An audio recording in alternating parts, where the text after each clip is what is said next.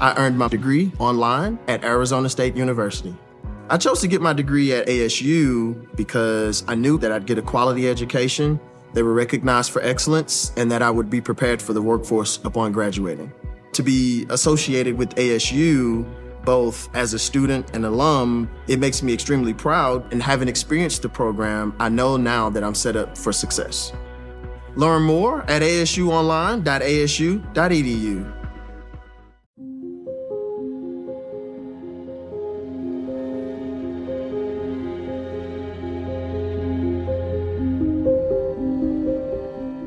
Get ready to dive deep into one of the most gripping legal battles of our time. I'm your host, Jim Chapman, and today we're unraveling the high-stakes drama surrounding one of the music industry's most enigmatic figures, Sean Diddy Combs.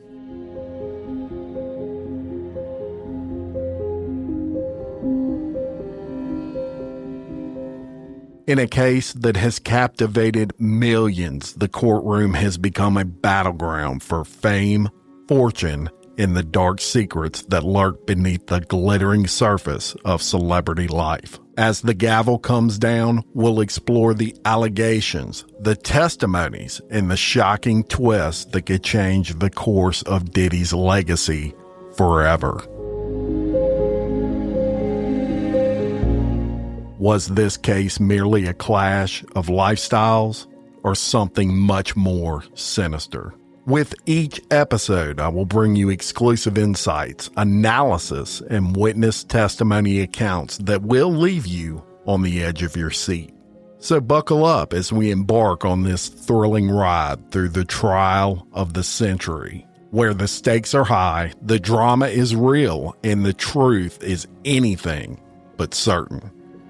This is the trial of Sean Combs. Let's get started.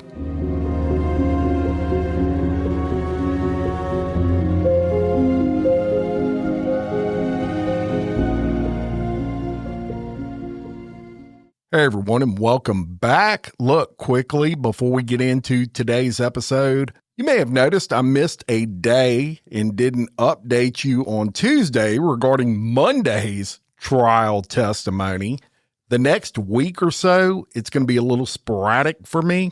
Just a lot going on outside of recording the podcast. So just bear with me. It may be a couple of episodes here and there coming up where it's a 2-day update. But I'm going to go ahead and update you for what occurred on Monday, June 9th. And to do that, I need to catch you up in case you didn't hear Friday, June 5th's testimony. Just a little synopsis of that. Jane had testified for the second day in a row. Of course, she described even more sexual encounters with these male escorts during what she terms as hotel nights. She stated they were organized at Diddy's direction and they could last multiple days, involve drugs, and of course, baby oil. She testified she didn't know why she couldn't outright tell Diddy to just stop with these hotel nights and that he would give her multiple doses of ecstasy every night to keep her awake during these marathon sessions. She said on her birthday in Miami in 2023, she had sex with multiple men as Diddy watched. And Jane previously testified that Diddy was paying her rent,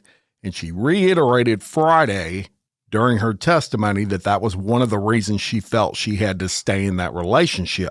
Now, before we get into what happened on Monday, June 9th's testimony, a bombshell dropped over the weekend when the defense actually moved to have the judge declare a mistrial. So this motion was based on the testimony of Brianna Bengalan, which defense attorneys said her testimony was blatantly false and they wanted the whole case thrown out. And the judge said he will rule on that Tuesday morning. Now, as court began, the jury entered the courtroom. Jane took the stand, and this is her third day of testimony. And she started by reading a text thread between her and Combs. This was dated September 13th of 2023. before she went to visit him in New York. And Combs told her in that text, quote, "Send me some shit of you being a bad girl." Jane said they could watch something when they were together, and she expressed some concern over the fact she was carrying a phone with footage from hotel nights. She texted him back and basically accused him of wanting videos of her to use with another woman during a text session. Combs also said, quote, "Just do what I say, please. I'm horny." And he followed that up with, "Stop it. Don't say no to me, please." And that was after she was accusing him of wanting videos while he was with another woman. Jane went on to say that she had to buy Combs a second phone just for their hotel nights because all of Combs' assistants had the security code for his personal phones that he regularly used, and she didn't want them coming across her videos. She also said she was upset at the time of these texts because she had just heard Combs give a podcast interview and he was bragging how he had sex for 48 hours straight with another woman. Jane said the trip he referenced in the podcast was a yacht excursion, and Combs promised to take her on that yacht excursion, but another woman apparently went on that trip. Combs downplayed it, claiming they didn't have sex when she asked him about it, but she was pissed. In another message to Diddy, Jane said she felt disrespected and she didn't want him to use her for what she called a hotel binge. Quote, "I don't want to be used and locked in a room to perform and fulfill your fantasies." Going on to tell him, "I'm coming to the realization of what this really is." Then Jane sent Combs a message in September of 2023 that said, quote, "I don't want to play this role in your life anymore. It's dark, sleazy, and makes me feel disgusted with myself. I feel it's the only reason you have me around and why you pay for the house. I don't want to feel obligated to perform these nights with you in fear of losing the roof over my head. I don't want to keep feeling like this anymore." Now, she testified that she had felt obligated to engage in hotel nights since Combs started paying the rent for her new home in April. Jane said Combs would say little guilt-trippy things about the house. Quote, "I feel like he had made such a big purchase, and I felt like this was something I had to do in return to make him feel okay about it." Combs responded, "Girl, stop," to her message and then later said they should talk. Jane testified about a series of communications she had with Diddy before she visited him in New York in 2023, in which she said she felt disrespected and told him she didn't want him to use her for a hotel binge. Combs sent her a voice message telling her how sick he was and that nothing she was saying made sense. He didn't acknowledge her comment about feeling obligated to perform at hotel nights, she said. They then get on a FaceTime call after that, and Combs calmed her down. He promised her they'd have what he called a proper New York trip with dinners and shopping, and she claimed that he didn't mention a hotel night during that FaceTime call. Jane said she went to New York, this was on September 17th of 2023, because she didn't think there'd be a hotel night. And once she got off the plane, Combs sent her messages about arranging a hotel night. Quote, "I just remember taking a deep breath and just feeling upset, a little disappointed, and a little defeated." In responding to his messages, Jane said she tried to brush away his questions about a hotel night. Then Combs texted her, quote, "Okay, I have a surprise if that's okay. Just one." And Jane testified that meant Combs was going to introduce her to a new entertainer for, you guessed it, a hotel night. She went on to say that once she was in New York City, they went to a lounge and, quote, "We bickered a lot. I was kind of showing discomfort about these nights and how it was just being sprung on me." She said Combs started being defensive. On the way back to the hotel, she said she took an ecstasy pill. Then she went back into the hotel room, put on some lingerie, and when she came out, Combs said this new surprise was coming. She said that particular guy did not go very well. She said she felt like she had to make it up to Combs. So she contacted another entertainer. They had called on a previous hotel night, many actually hotel nights, and she arranged to have him fly to New York City. The jury then saw texts between Jane and that man in which Jane told him she was sorting out his cash payment. In another text, she told him there'd be an envelope with cash left on the front desk of the Trump International Hotel. Jane testified she got the cash from Combs. So a few days after that hotel night trip, Jane next saw Combs in Miami at a hotel. Now, on the Miami trip, Combs wanted to watch footage from the New York City trip. Combs then said he wanted, quote, a part two. So they had the same entertainer who was with them in New York join them in Miami on that trip as well. In October 2023, Jane and Diddy were discussing Combs' request for her to arrange a party with several entertainers. At the same time, Jane said she saw one of Combs' ex-girlfriends posting with Combs on her social media. Jane testified she was furious in that he was asking for a hotel night while he was with another woman. Quote, you got that girl next to you, so figure it out, she texted Combs. Combs responded, you're the only one that's going to put me at peace. Jane responded, introduce her to P. It's not me, it's the entertainment that puts you at peace. And Jane testified at that point that P was in reference to an entertainer named Paul. In later messages from the same 2023 conversation, Jane wrote, our experiences are desynthesizing sex for me, and that she didn't want to be mistreated. Quote, I don't feel like performing loveless, cold sex. Jane said she was frustrated because she felt like Combs treated her differently than he treated others. Quote, I had to earn just basic things from my relationship like love and respect and romance, but I felt like he was giving it to everyone else. She wrote to Combs, quote, I'm not a porn star. I'm not an animal. I need a break. I don't want to do anything. I've hit a wall. And Combs responded, I'll only make love to you. Jane wrote back that she had to have sex with strangers for 3 years and, quote, I'm tired. And Combs responded, so we're breaking up? Then Combs wrote, let's spend the day, just you and me, and no strangers, please. It's my only day off. And Jane responded, it's loveless for me, and nothing satisfies you, and you always push me to do more and more. And Combs responded, let me make love to you.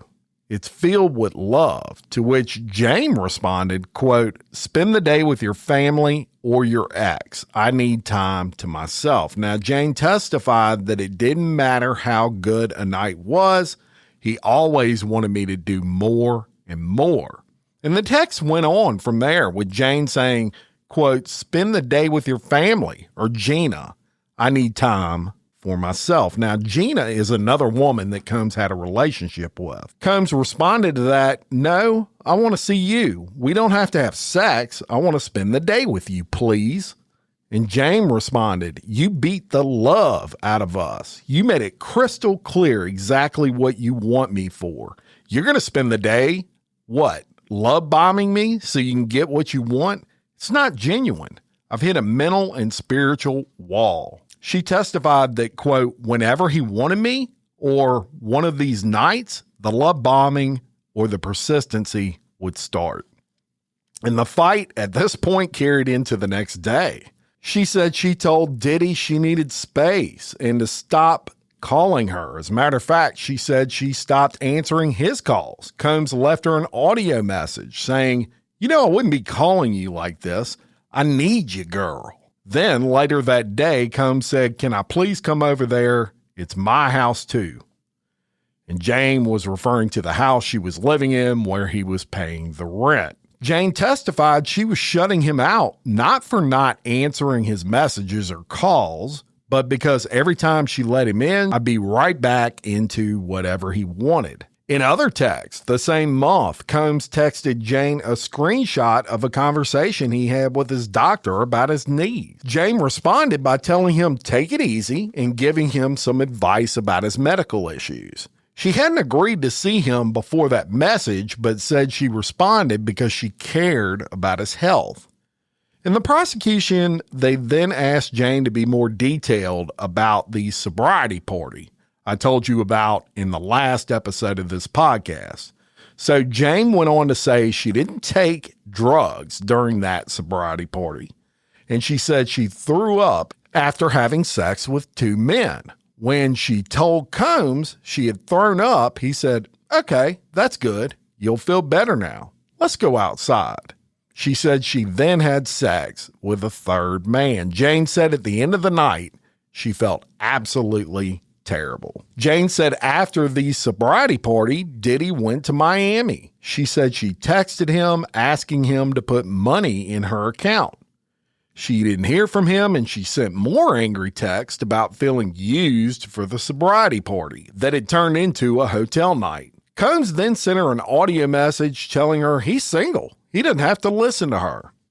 The argument continued, and eventually Jane and Combs, they get on the phone, and Jane testified that over the phone, Combs offered to pay 3 months more of rent after she expressed frustration over the party, which she called traumatic. Jane testified she told him, "I'm not Gina or Cassie," of course, referring to the 2 other women that Combs had dated, who Jane said left their relationships with Combs quietly. So it's a little bit of a threat there, right? After the call, Jane texted him, "You agreed to match my 2-year investment in this toxic-ass relationship." And boy, she couldn't say it any better than that. This is about as toxic a relationship as I've ever seen. She goes on to say, "Match the 2 years like you said, and we're leaving each other alone. Don't call me, don't text me, I'm dead to you." And she testified that she wrote, "I'm dead to you," because Combs had said that to her on the phone call. In a later text, she said Combs had been threatening to take away her home. Combs responded by calling Jane crazy. He said, quote, "The beauty is we both don't have to do anything we don't want to do." Jane testified he was referring to paying her rent in that message. And Jane responded that he was threatening her house for the millionth time and that he got her sick. She said after that sobriety party, she got UTI and a yeast infection.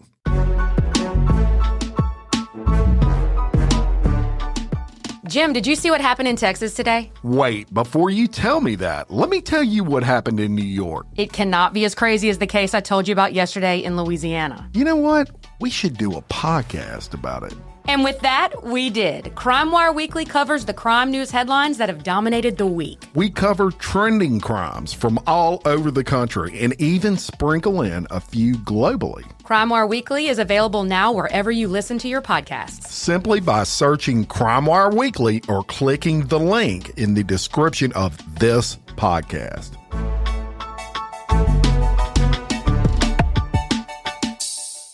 The jury then heard a further string of October 2023 texts between Jane and Diddy in which he repeatedly asked her to call him to talk.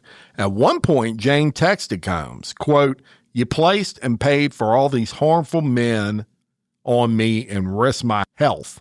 This was never love. I regret everything and all this dark, toxic shit that has entered my life." After more messages were sent, Jane and Combs, they had a phone call and he tried to calm her down, she said. She later texted him that she was going to be processing some sort of trauma and just needed some healing time to get back to herself. Quote, "I feel as your lover, I want to please you and de-stress you, and I pushed through and went along with these things even though deep down I wanted the night to be over." She wrote that she would try to give Combs cues to let him know that she wanted to finish, but he would always encourage her to push through. Quote, "I know I was consenting, like you say on tape." She also testified that she was referencing their phone conversation in which Combs told her if anyone were to watch these tapes, they would have thought you were having the best time. They look like you were consenting. So the prosecutor, Maureen Comey, then asked her if that was true, and Jane paused for a long time before responding, and then she responded, quote, "I'm still trying to figure that out." And for her to say that way, that's kind of a negative against the prosecution, because in order to prove coercion, you have to prove that the other person wasn't a willing party. And she's saying she can't figure out if she was or not. Jane then testified she went to Sean Combs' house soon after the text chain that I just read you She said the visit ended up being one of her favorite moments. The jury then saw photos of the two of them together in the master bedroom. And she recalled looking at these photos that it was the first time she felt supported by Combs. Quote, I felt like he had really absorbed for the first time what I was saying, and I felt that he understood me in the moment that these pictures were taken. But she left when it got closer to his birthday, which was November 4th. Quote, with celebrations, I just felt like they would be put on me as far as him wanting to party. She's probably right. She said Combs didn't call her to party for his birthday, but Jane said she bought him a mobile television screen so they could use it for pornographic movie nights, hoping that could replace the entertainers. The prosecution then asked her thoughts when she saw Cassie's lawsuit. And she said, quote, I almost fainted. In fact, I think I did. Jane said 3 pages in Ventura's lawsuit had a striking resemblance to her own experience. Quote, I just reacted like, I can't believe this. I'm reading my own story. Jane said that she had only met Cassie a few times in passing, and it was years ago, and they had not communicated beyond that. Jane messaged Combs after reading the lawsuit, going on to say, quote, I was just in complete state of shock, just messaging him, like, what is this? She then texted Combs, quote, I feel like I'm reading my own sexual trauma, even 2 of my own birthdays. You forced men on me. The sick part is you knew this was coming and you gaslit me and made me feel crazy about the sex trauma I was developing knowing you've been here before. It's also clear that this was sexual exploitation that you framed as love for your sick fetishes. So apparently, before she saw Cassie's lawsuit, she thought Combs was had only ever done this with her, these hotel nights. She said Combs didn't respond for 2 days, but eventually said, call me on the phone, important. The jury then heard a recorded phone call between Jane and Sean Combs. This was in November of 2023. The recording was actually recovered from a cell phone that belonged to Christina Coram, who, as I've told you in the past, is Combs' former chief of staff. Jane testified she didn't know anyone was listening at the time, or that she was being recorded for that matter. She also said she could hear Combs writing notes during the call. On the call, Combs and Jane spoke about Cassie's lawsuit. Combs told her, I really can't talk on this phone, but also said he'd do what he could to make her feel better. Combs said of the hotel nights, quote, it was just some kinky shit that I thought we both, you know what I'm saying, enjoyed, unquote. Combs then said, I need you to be there for me. And Jane responded, who's there for me when I close my eyes and have these fucked up things in my head?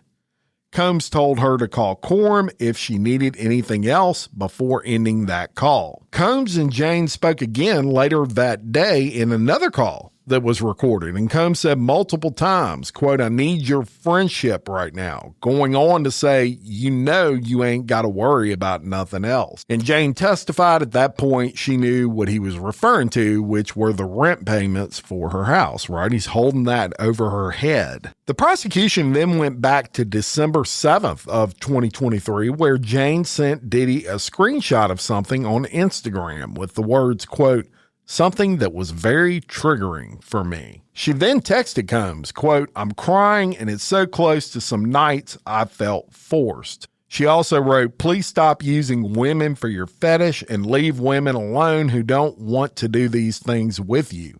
Hire prostitutes and stop emotionally harming women that you love. And Combs responded to that, you're trying to set me up. This is crazy, fucking crazy. Are you recording our phone calls? And Jane texted back, no, stop calling me. You will never understand because you're so deep in your own lies that you tell yourself. She also texted him, quote, I set up the man for myself because I didn't want to be set up with any more strangers. It was a protective instinct for myself. And went on to say, I became the side chick and the sex worker in my own relationship. So Combs responded by asking if she was seeing anyone else, and then later asked if she wanted to see him in the new year and asked about his Christmas present. Jane responded to him by saying she was only going to provide for her child for the holidays that year because she had an unproductive couple of years. And when she was asked about this, she testified that she was referring to the years she spent in the relationship where most of her time was taken up with hotel nights. On December 27th of 2023, she sent Combs messages in which she said, quote, "You could never handle this pain. I'm not even the same person anymore." Combs then asked her how they could move on and asked her if she was free in the new year. Jane said she lifted him up in those rooms and took on a lot to make him happy. In later messages, Combs said, "Stop with the rooms," and accused her of setting him up, and Jane testified he was obviously referring to those hotel nights. She then said more about the text that she sent Combs in December of 2023.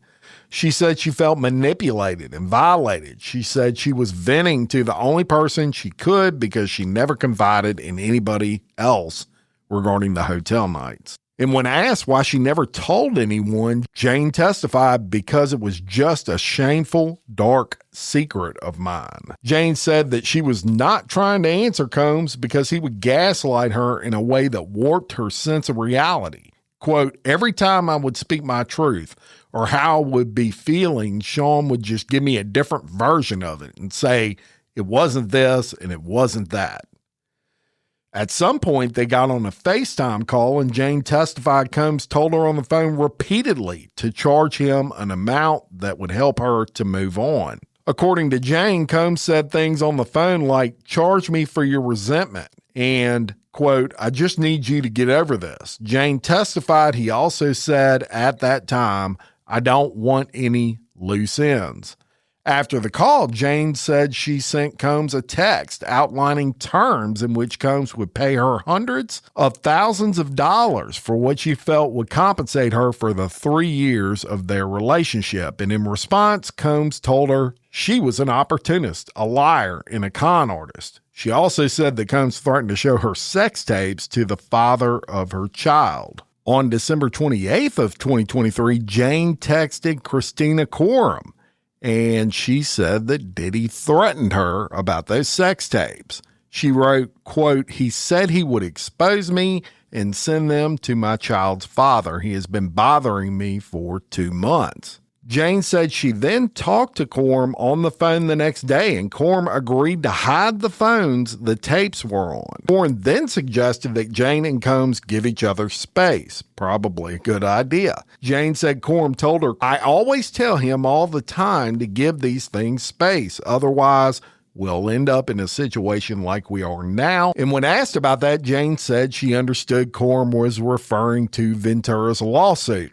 She said after their December 2023 conversation, Jane and Combs didn't speak again until February of 2024. She said she felt a sense of calm during that time because she had some distance from Combs. And she described a trip that took place in January of 2024 with friends to Las Vegas. She said she flew to Las Vegas on a rapper's plane and went with the group to dinner, a show, and later the rapper's hotel room. She said when some of the group got to the hotel room late that night, one of the entertainers that she and Combs had actually hired in the past for a hotel encounter, that person was there. She said he was having sex with another woman while others watched. She didn't name the rapper or any other people at the party other than the entertainer. She then said finances started to pick back up in January of 2024 after she started an OnlyFans account. She said she posted content in lingerie, swimwear, and what she termed sexually suggestive positions. She said a friend also helped her by sending her about $9,000 that month. Damn, that's a good friend. Jane said she and Combs got back in touch in February of 2024. She said Combs texted her that he had a dream about her. And she said she responded to that text because she, quote, missed him dearly. In the messages, Combs said he missed her smile and told her to send a picture of them pretty teeth. And remember, he used to dog them teeth out. He then asked if she was free on her birthday. In later messages, Combs said he would love to spend her birthday with her. And she texted him back, quote, "I'm a little traumatized from my past birthdays and what they ultimately led to. You know what she's talking about there. The jury then saw a long text message exchange between Jane and Diddy about whether they should spend her birthday together. Jane expressed in several texts that she didn't think it was a good idea, but she said she eventually agreed to go visit Combs in Miami for her birthday. When she got to Miami, her and Combs, they had a private dinner. There were decorations and gifts set up at his home in Miami. Jane and Combs started drinking and took ecstasy. Sometime in the morning hours, Combs asked Jane if she wanted to see Don. Oh, there it is, one of the entertainers from a previous hotel night. And Jane said she agreed and had sex with Don in front of Combs at Combs' residence.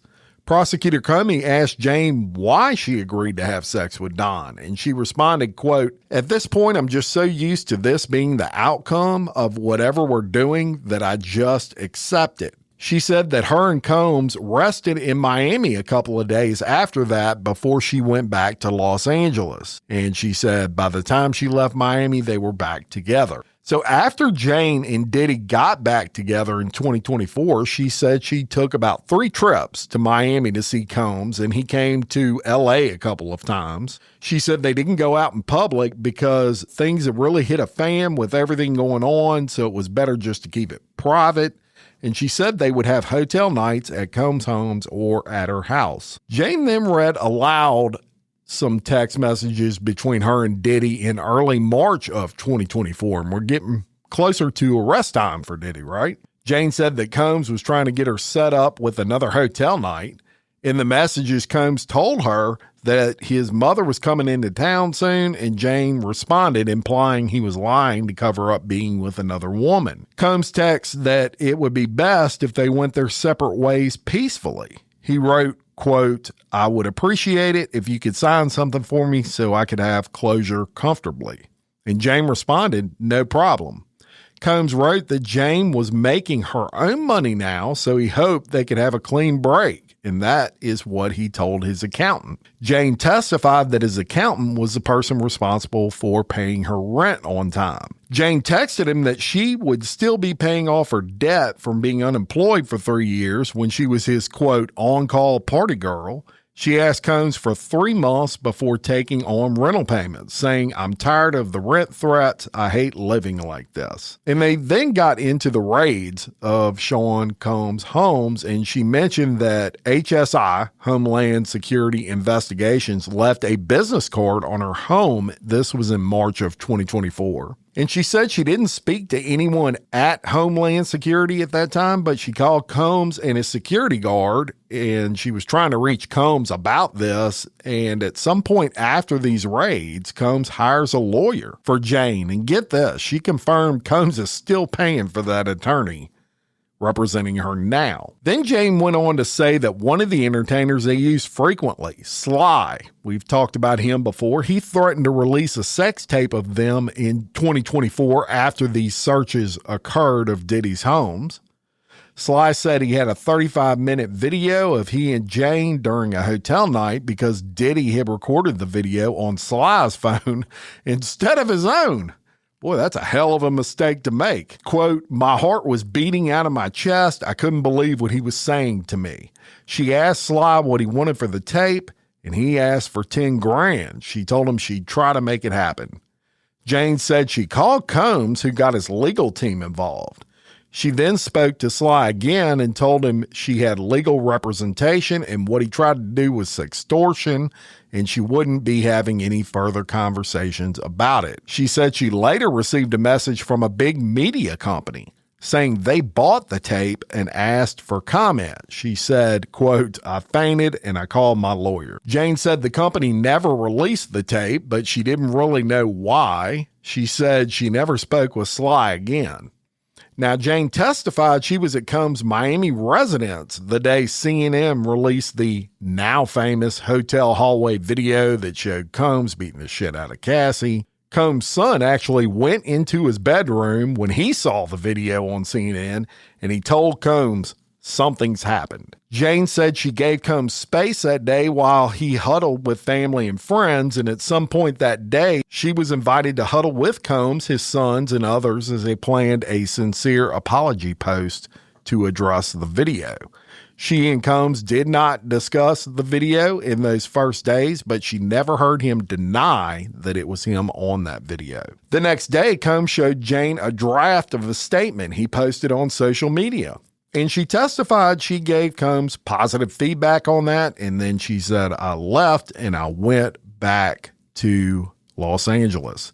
She said later they had a conversation about the video. That was in June or July, which was about a month or two after the video was released.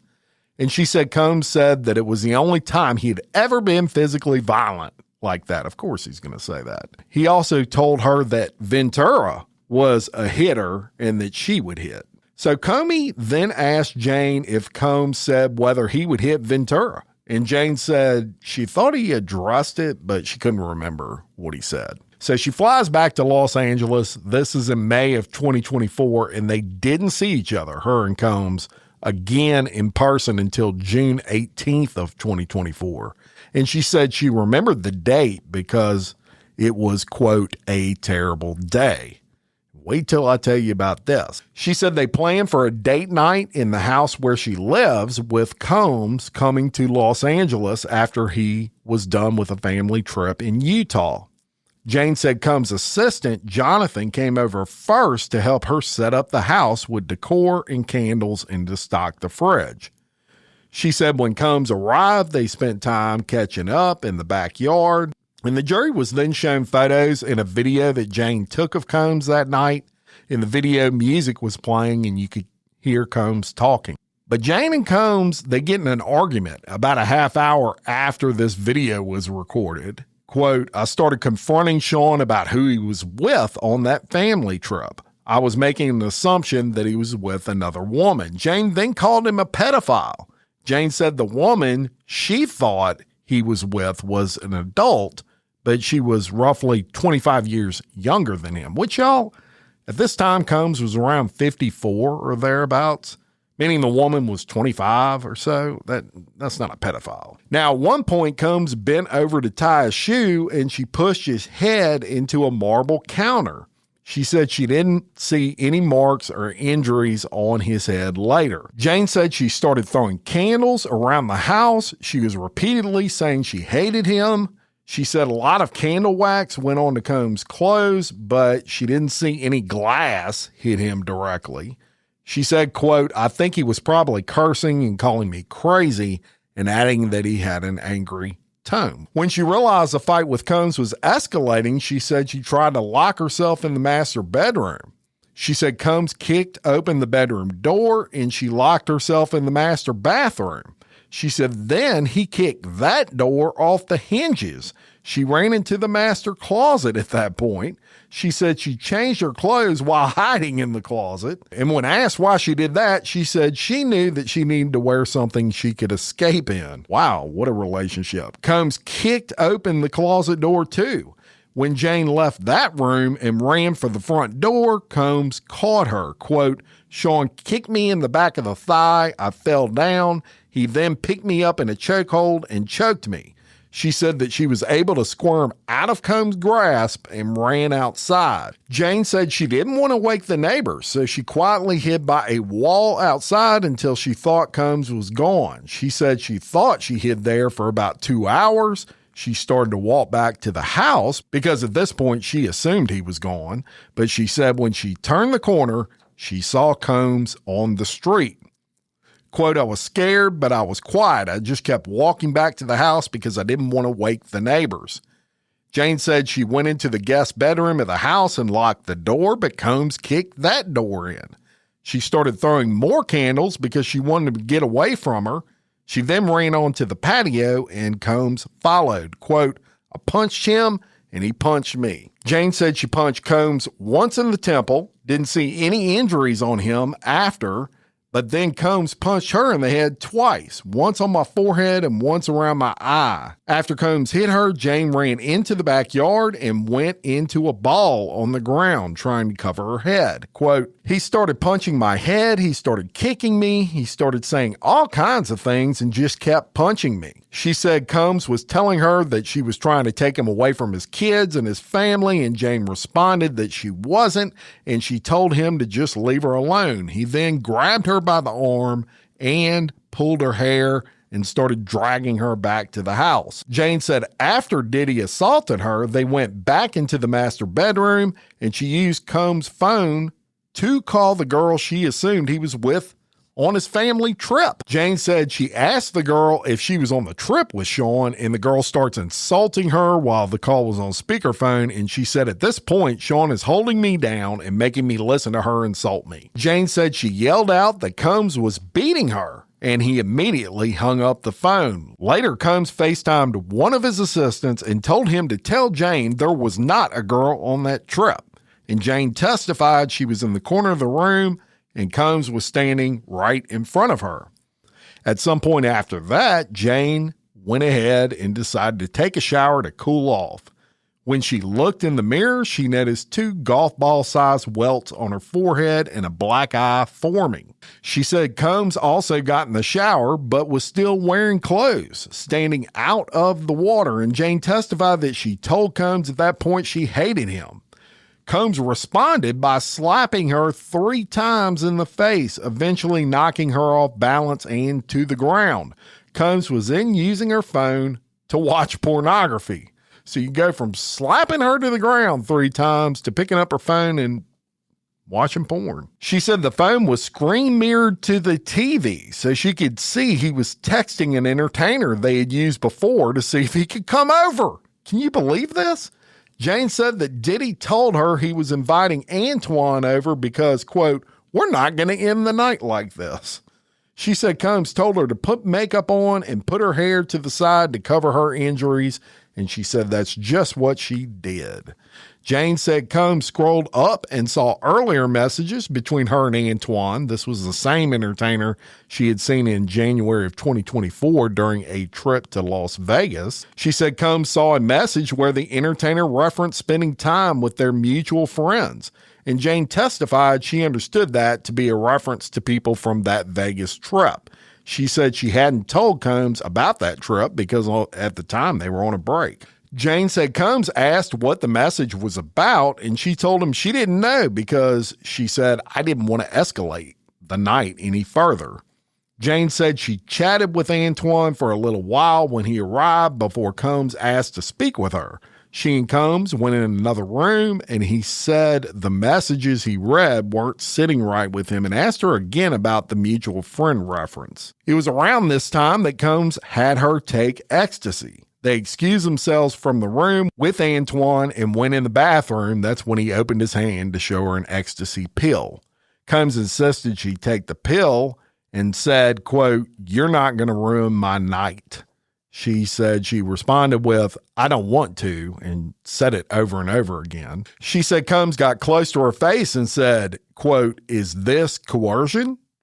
Jane testified she just looked back at him and didn't say anything. They returned to the room, and she said she performed oral sex on the entertainer for what she said felt like forever, and eventually they had sex while Combs watched. Jane testified the next time she saw Diddy in person was a few days later. She said, I just missed him so bad. Jane said she and Combs had been messaging each other about that night and how awful we were both feeling, and she said Combs repeatedly accused her of cheating while she kept apologizing and insisting nothing had happened. They agreed to see each other, and she went to his home. So Jane said the last time she saw Diddy in person was in his Miami home. This was in August of 2024. Quote, when we were together, we were just in our same routine, having sex and everything. She said we would invite Don, and that's just what we did that night, and said she had sex in front of Combs with Don, and that was the last time they saw each other. With that, the prosecution was done with questioning Jane. It was the defense's turn, but not today. Court was over. Jury was dismissed for Monday, June 9th, 2025. And of course, I'll be back soon with another update on the trial of Sean Combs. Thank you so much for listening.